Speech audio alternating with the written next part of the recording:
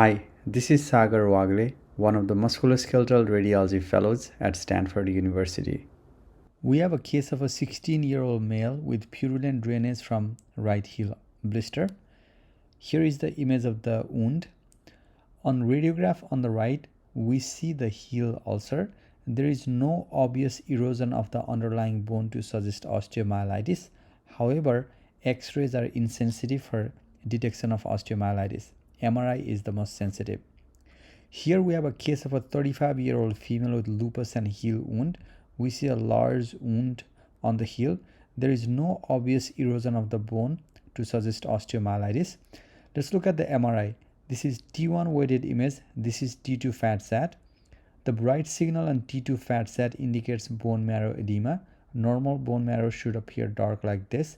And on T1, this T1 hypointense marrow signal corresponds to osteomyelitis.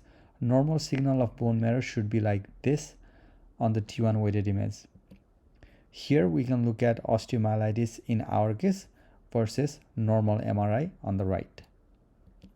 I have another case of a 55-year-old patient with pressure ulcer on the heel. Here we can see skin irregularity corresponding to the pressure ulcer. There is subtle bone erosion here, which is a little bit difficult to see. Let's look at the MRI on the right. This is T1 weighted image, and again this T1 hypointense marrow signal corresponds to osteomyelitis. This patient has an additional finding in the Achilles tendon. Achilles tendon should appear nice and dark like this, but as you go below it has increased signal. So this person also had tendinitis of the Achilles tendon as a result of the ulcer.